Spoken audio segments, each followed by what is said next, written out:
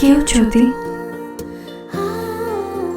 কখনো এক বয়ম জোনাক পোকা দিয়ে আমাকে বলে ভালোবাসি তোমাকে খুব, আমি সঙ্গে সঙ্গে তার হয়ে যাব।